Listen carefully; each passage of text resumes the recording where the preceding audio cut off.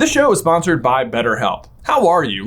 How are you really? And when was the last time you got to answer that question honestly? Therapy lets you feel all your feelings in a safe and supportive space, so you don't have to pretend anymore. Visit betterhelp.com/super to give it a try. What if the Weasleys never won the lottery? Hey, brother. Now, it's not often that just sheer dumb luck plays a vital role in the overall story of Harry Potter. According to McGonagall, that's how they beat the mountain troll. For sheer dumb luck. But personally, I'm giving Ron credit here. I mean, he rose to the occasion. I do suppose there is that one chapter, though, where Harry drinks literal lucky potion and discovers the precise number of Voldemort's Horcruxes, so... But even then, he still had to earn the potion to begin with, but I guess even then it was sort of a coin flip as to who Slughorn handed that copy of Advanced Potion Making to, so... But even then, it is still magically induced luck and still not even the luckiest thing that happens to Harry in the series, if you can believe it. In fact, the luckiest thing that ever happens for Harry doesn't even happen to Harry, but instead to Mr. Weasley and the rest of the Weasley family. It happens just before Harry's third year when the Weasleys win the Daily Prophet annual grand prize galleon draw, which I wonder how you even enter that. Do you have to specifically sign up, or do you think it's just if you are a subscriber of the Daily Prophet at all, you're in? Because if I recall, Mr. Weasley does not super approve of gambling. Oh, boys, I don't want you betting. That's all of your savings. Your mother. I guess annual does imply once per year, though, and he does end up winning, so it does pay off, so... who am I to judge? But my goodness, you guys, for a bit of off-page luck that doesn't even happen to Harry, this lottery win has massive implications for the overall story. It is because of this random influx of galleons that the Weasleys are able to take a month-long trip to Egypt, where they are featured in a photograph where Sirius Black sees on Ron's shoulder Peter Pettigrew disguised as Scabbers, which prompts him to break out. So if the Weasleys don't win the lottery this year, does Sirius just never escape? I wonder if that's going to affect the plot at all. Well, today we get to the bottom of it and find out what if the Weasleys never won the lottery.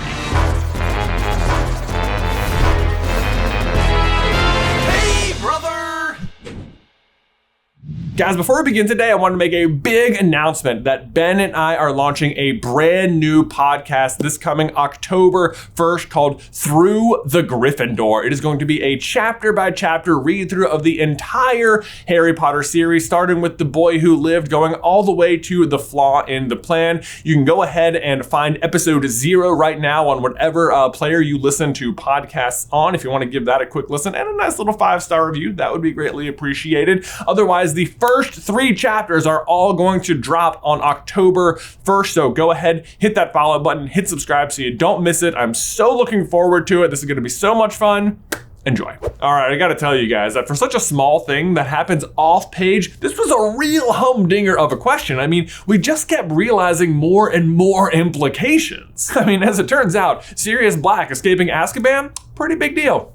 Who knew? So just as a quick refresher, yes, the Weasleys win the Daily Prophet lottery, the 700 galleon prize, which they use immediately to take a month-long vacation to Egypt to visit their eldest son, Bill. And because it was the Daily Prophet draw, the Daily Prophet does a story on them, including a picture of the family to showcase how they're spending the money. And can I just say that I love how the perpetually poor Weasleys do not sit on the money at all. They immediately decide to spend it on a trip to visit their eldest child, while also providing the rest of their children with memories and experiences they can cherish for the rest of their life. Family first, am I right? But the family photo features Scabbers the rat on Ron's shoulder, which, like, Ron, I don't know about you, but I just wouldn't have taken my rat on vacation. Eventually, Sirius sees the photo, recognizes that it's Peter, and that's what motivates him to break out of Azkaban, thus starting one of the largest manhunts in the history of the wizarding world for Sirius. But if Sirius never sees that photo, then he's never motivated to break out. So when Harry flees the Dursleys after he breaks out on Marge, he never runs into Sirius, which means he never trips and accidentally summons the night bus to himself, which delivers him to the Leaky Cauldron, where he's forgiven for his crime of blowing up his aunt by Cornelius Fudge himself. Harry, the Ministry doesn't send people to Azkaban for blowing up their aunt. Interestingly, though, even if Sirius hadn't shown up, Harry's next move was going to be to fly to Diagon Alley anyway. He looked down at his wand, which he was still clutching in his hand. If he was already expelled, a bit more magic couldn't hurt. He had the invisibility cloak he had inherited from his father. What if he bewitched the trunk to make it feather light, tied it to his broomstick, covered himself in the cloak, cloak and flew to London. I mean, that's the adventure I want to hear about. But I guess even after he got there, he probably would have been intercepted by the Ministry anyway. I mean, Harry's plan is to go to Gringotts to get some more of his gold, and at that point, he'd have to take the cloak off, meaning he would reveal himself. And usually Harry is forgiven for his use of underage magic because at that point, everyone's so afraid that Sirius Black is out there specifically looking for Harry that they're just glad he's safe. But so I guess if Sirius isn't on the run and Harry does this underage magic, then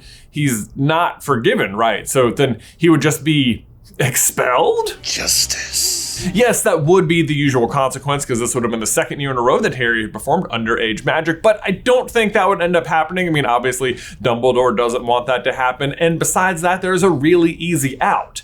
Dobby. Dobby would still have just been freed by Harry a couple of weeks ago and could easily be summoned and admit to being the true culprit of the hover charm from the year before, thus absolving Harry of that particular crime. All right, guys, now we need a quick moment to thank today's sponsor, MeUndies. We all have something we like to wear when we want to feel confident, comfortable, or attractive, right? Well, let me tell you, MeUndies opens up an entire new world where every single pair they sell lets you fill that exact need. Seriously, no matter what you need, MeUndies is almost guaranteed to have something that will match the occasion or mood. I can personally tell you that I have been subscribed to their products since way before they were sponsoring the channel. They're just so comfortable. I've like outfitted my entire underwear drawer with them at this point. There's like just seriously nothing else compares. Not to mention the incredible number of prints they always have available. Like I can always choose from whatever fandom I'm feeling that day, like whether it's more of a Harry Potter day or a Star Wars day. I'm covered. But as fun as the patterns are, they're nothing compared to the comfort. The comfort is the guarantee. No matter what your body needs, they have the stretchiest, softest, most breathable fabric that'll make your body feel great. And if that sounds good to you, great news, we have a great deal for you. You can get 25% off your first order plus free standard shipping when you head over to MeUndies.com/theories. And if somehow you're not satisfied with them, MeUndies promises it's on them. So one more time, you get 25% off your first order plus free standard shipping. Head over to MeUndies.com/theories.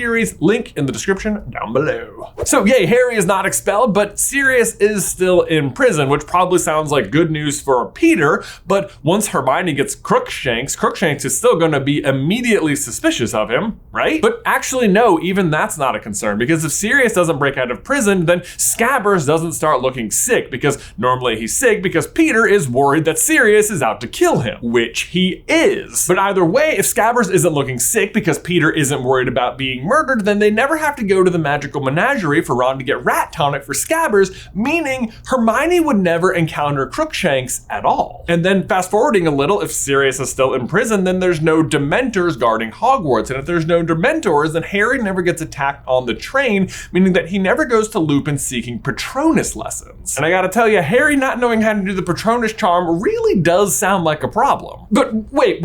I actually might be getting a little ahead of myself here, because back on Privet Drive, Harry's initial plan to fly to Diagon Alley was only because Hermione and Ron were both abroad at the time. But if the Weasleys don't win the lottery, then they won't be abroad. So I guess in that case, Harry just goes to the Burrow, right? Would that change anything? Well, I don't think so. I mean, the Ministry would still find him. He'd still be accused of underage magic. Dobby would still absolve him. There'd still be no Crookshanks, no Patronus. Yeah, we're still on track. Except, wait, if the Weasleys don't win the lottery and they don't go abroad, is there any world in which they don't just invite Harry over to spend the rest of the summer with them anyway? Harry, how wonderful to see you, dear. I mean, I don't think so. Harry ends Chamber of Secrets by giving Ron and Hermione the Dursleys' phone number and specifically telling them that he can't stand another 2 months with Dudley. Call me at the Dursleys, okay? I can't stand another 2 months with only Dudley to talk to. Not to mention, Harry did just save Ginny from Voldemort and the Basilisk, and the Weasleys know how bad the Dursleys are anyway. And even in the main story, yes, Ron does try to call him. So for sure, I think Harry would have been invited to stay at the Weasleys for most of the summer. And I have to imagine the Dursleys let him go. I mean, it's the same dilemma that Uncle Vernon usually faces the following year anyway, where he wants Harry out of the house, but he doesn't want him to have fun, but ultimately decides not having him there is the better option. And given that we know Marge is about to visit, he would for sure want Harry out of the house. And this is great because if Harry's at the Weasleys, then he never blows up Aunt Marge at all, meaning he would get to go to Hogsmeade, which would mean though that Fred and George never give him the Marauders map.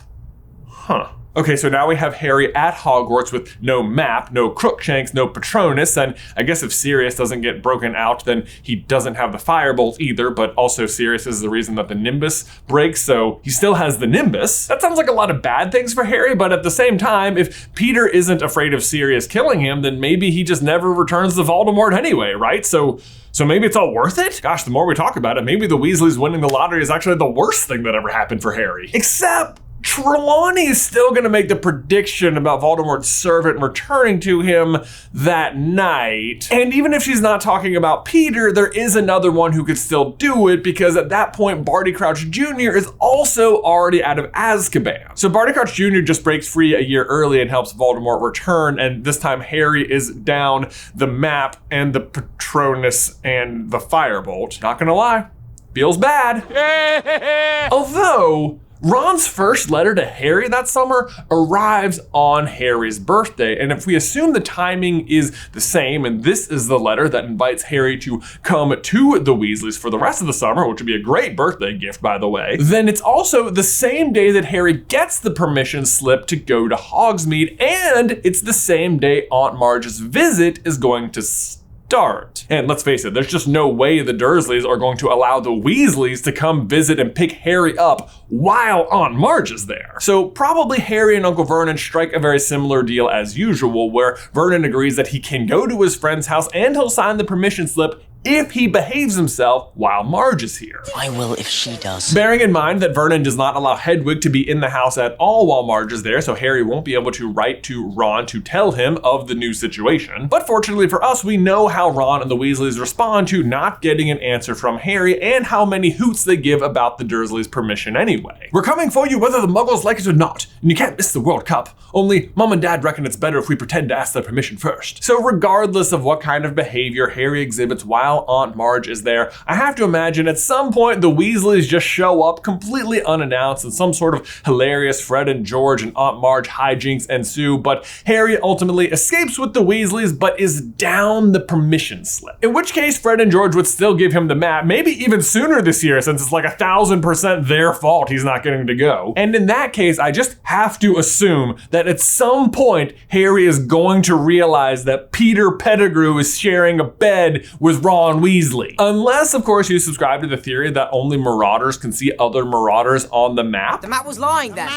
Never lies. But I would argue that Harry is blood of one of the Marauders anyway, so I think either way he'd be able to see Peter, but this would also explain why Fred and George never did. But I'm sure this would cause a lot of questions for Harry, and the obvious person to take those questions to would be his brand new favorite Defense Against the Dark Arts teacher, Remus John Lupin, RJ Lupowitz as I like to call him, RJ Loopsters, Mooney, Moonman, Moondog, Rathorns, Remus Lupin, the Moon Pie Maniac. And the moment Lupin sees Peter on the map, he is gonna know all the way what the fudge has been up, and he can use that information to hopefully then exonerate Sirius. In doing so though, I think Peter catches wind of it and still manages to escape to go help Voldemort return, but at the very least, Sirius is out of Azkaban and exonerated this time. Or maybe Peter catches wind of it too soon and he's able to escape before they can exonerate Sirius, in which case like Dumbledore and Lupin just go break Sirius out of Azkaban. That'd be a pretty cool story too. But so if all that's the case, then the big difference here is still that Harry didn't need to learn the Patronus charm from Lupin, which isn't a huge deal in year 3 because he won't be needing to use it to save Sirius. But it is sort of his signature spell and you do feel like he's gonna need it eventually. Although, I suppose you could argue that the Boggart still would have turned into a Dementor for Harry even though he had not experienced them before. I'm not exactly sure how that would work. Like, I'm sure if you'd never heard of a snake or seen a snake, there's no way the Boggart could become a snake for you or something. Like, it couldn't be your greatest fear. But I feel like a Dementor would be a little bit different because after Lupin realizes that Harry's greatest fear would be a Dementor, he says, "That suggests that what you fear the most is fear itself. This is very wise." So to that end, maybe it doesn't matter. The Boggart isn't manifesting a Dementor because that's what Harry's afraid of. It's manifesting fear, which will always take the form of a Dementor. if that makes sense. It's possible we've gotten lost in some metaphysical weeds here, but the point is, if the Weasleys never won the lottery, then I think Sirius, at the very least, is exonerated and gets out of Azkaban, but Peter still escapes. Oh, and maybe Ron doesn't get a new wand. He does mention in his letter to Harry that part of the winnings are spent on getting him that, so it would seem like a real low blow for Molly and Arthur not to get him a new one after what happened to Lockhart and after how he helped Harry save Ginny, and because, like, you know, I'm sure they want their son to succeed, but maybe. I guess in the end, maybe luck didn't really play that much of a role at all. Everything that was going to happen anyway, and at least this way, the Weasleys got a trip to Egypt out of it. Hooray! Honestly, things happening because they were always going to happen is also just sort of a theme of Prisoner, so. Guys, thanks so much for watching today's video. Don't forget to hit the like button if you haven't already, and subscribe so you don't miss any future Harry Potter action from us. If you want to see what would have happened if Neville had been the chosen one, you can check out that series right here. Don't forget to go check out Through the Gryffindor, our brand new podcast, link in the description down below. And otherwise, Ben, I will see you in another life, brother.